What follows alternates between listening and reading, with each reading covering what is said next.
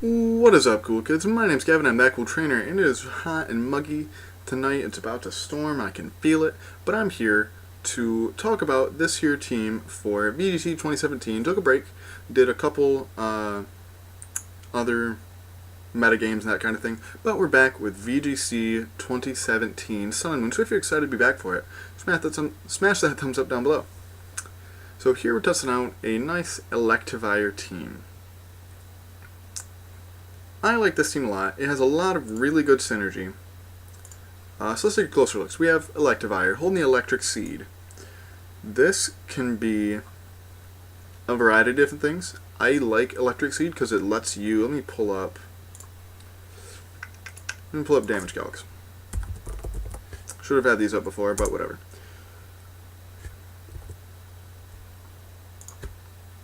So I believe at +1 defense, you live a Garchomp's Earthquake every time. Because, I believe... Let's look at your, let's look at your defense. I think your base defense only, it's only 67, which is really bad. So we'll look at Electivire. Blank set. So at +1 defense, Earthquake, yeah, there's no way. Wait, in singles even. Yeah, in doubles it has a, what am I looking at here? There's no way that's right. It looks like it's right. 252 attack, Garchomp, Earthquake. Oh, that's why, because that's level 100. Silly me. Yeah. At even, it is a guaranteed OHKO. At neutral defense, it's a guaranteed OHKO. At +1 defense, it's guaranteed 2KO. You're living. It does max. Max, it does 93. So let's see if you were adamant instead of jolly. 25% chance to OHKO. So you're living that a good majority of the time. So I really like that. And that's in doubles still? Let me just make sure that was in doubles. Yes. In singles, it's a guaranteed OHKO no matter what. But doubles, it's nice. So for moves, we have Protect, Wild Charge, which obviously not the strongest special or electric type move there is. Thunder and Thunderbolt exist. Even though I believe Thunderbolt got a nerf, so it is only base 90. Yeah, it's only base 90, so the same base power now. Electivire's attack is pretty good. Its special attack's okay. Still definitely usable if you wanted to do special Electivire, but I like physical Electivire a lot better. And in the electric train, because you're going to be using it with Coco almost all the time. Wild Charge in the train hurts like it hurts. We have Ice Punch for Garchomps, Fire Punch for Kartanas and Ninetales, and this thing it does really well. Like I said, this could be whatever you want it to be. A Life Orb would be pretty good. What else? That would be the only other item that I could realistically see. It's not really bulky enough to need like a Figgy Berry or anything, because it's not going to be living too many hits without that +1. You could give it an Electric Plate, or Zap Plate. Yeah, Zap Plate is the word. Zap Plate, and that would make Wild Charge hit a lot more, or a Magnet, same thing. Expert Belt would be pretty useful because it gets a lot of decent coverage between electric, fire, and ice. It hits a lot of things super effective. So, but like I said, I prefer the Electric Seed because it guarantees that you live, or very closely guarantees that you live, a Earthquake from Garchomp. So that's what we have Electivire for. So I'm going to skip Wooloo for the time being, go straight to Coco. This is why we don't have the Life Orb on Electivire, because we have it on Coco. And I've noticed 99% of the time you're clicking Discharge. So you could take this off and go for Specs and put the Life Orb on Electivire. But it increases the damage output on both of them by a pretty good amount. But I like this, having the option to switch. Plus, I don't think Coco's move pool is good enough to really want specs. I mean, you could just run Thunderbolt, Dazzling Gleam, Discharge, and Volt Switch, but that's just really not very good coverage. Because Thunderbolt, yeah, you're doing a lot of damage to one thing. Dazzling Gleam doing pretty good damage, and Discharge doing a pretty good damage to everything. And Volt Switch lets you switch. So, you have all your bases covered if you want to go specs. I prefer the Life Orb. This is the main draw of this as the Discharge Electivire combo. I like that a lot, because with Motor Drive, it gets to +1, and with the Electric Terrain Wild Charge, if you elect to go Magnet or Zap Plate or Expert Belt, whatever you want to do, hits so friggin' hard, man. +1, I've gotten this thing up to +3 before. Or no, 3 times, so that's +4. I've got it to +4 before Coco died, and this thing ended up just sweeping the game. So that is the main draw. Most of the time I lead Electivire Coco and then just spam Discharge, which is why I kind of like the specs, because if you're doing as much damage and picking up paras anywhere you can, you're most of the time clicking Discharge. So then we go to Bulu. Oh yeah, EVs. Pretty standard. Max special attack, max speed, timid nature. Now on to Bulu. I decided to go for Scarf Bulu because not that many people run it and it's pretty unexpected. But we run Horn Leech, Woodhammer, Rock Slide, and Mega Horn. I couldn't really find. I didn't want to run. I really don't like being locked into recoil moves or moves that lower your stats. Otherwise, I would have picked Superpower for Porygon 2s. But Mega Horn hits a lot of things for decent damage. You could pick Zen Headbutt for the random. What even is weak to Psychic in this meta? Not that much. So yeah, don't pick Zen Headbutt. God, Poison and Fighting. There's really not much, because the only really common well, Hariyama is sort of common, I guess. That would be the only thing I could see Zen Headbutt being useful for. But still, most of the time, in the grassy terrain, Woodhammer kills everything. Yeah, pretty self-explanatory. If you want to be if you want sustainability, Horn Leech is the way to go, because it'll still do pretty good damage in the grassy terrain. Woodhammer OHKOs a lot of things. Rock Slide can pick up some clutch flinches, and Mega Horn's just there for some kind of coverage. Orangaroos, I guess. That's pretty much it. Even though I went up against the Orangaroo testing this team, and I Woodhammer OHKO'd, I don't know the spread on it. I didn't think it would OHKO, but it did.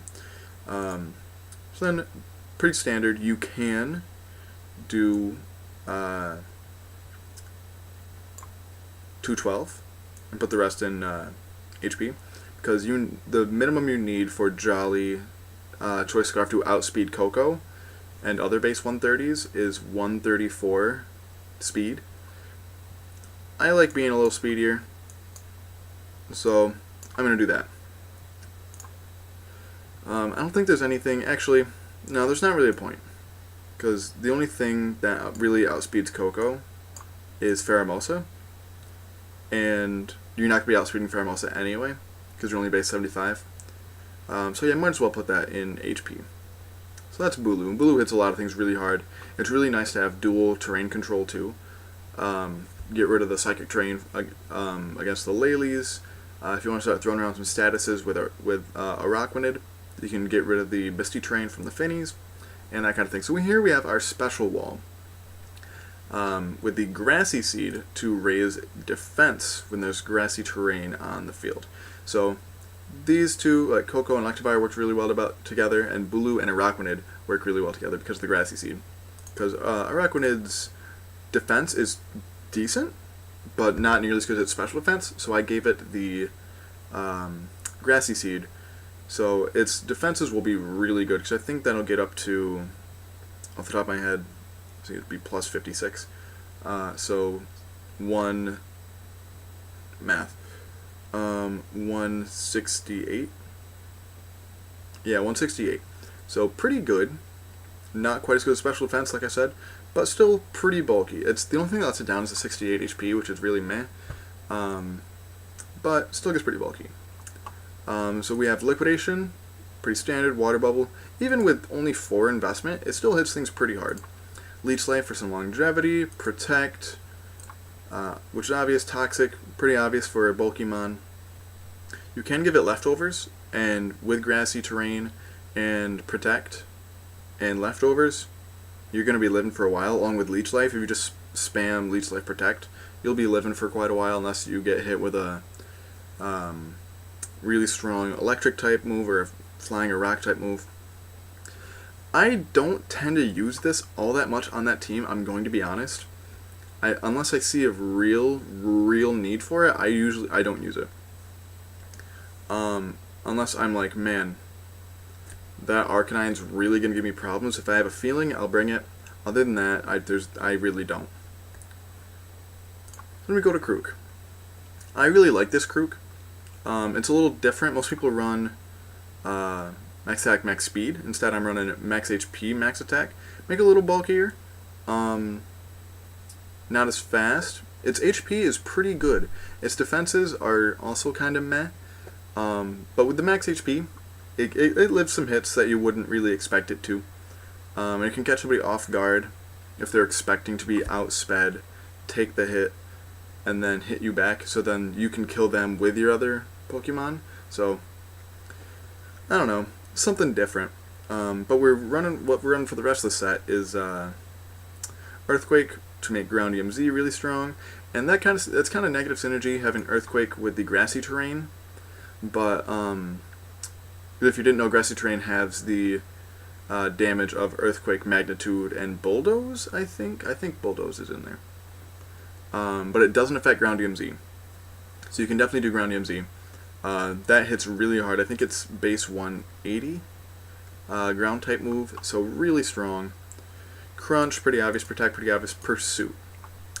Pursuit is actually very clutch to have in VGC. It's really underrated because no matter who you target, this might be a bug in Showdown. I have not tried it on DS, but it doesn't matter which one you target, whichever one switches will get hit with the Pursuit, with the boosted damage. So because there's so much switching in VGC, I like Pursuit.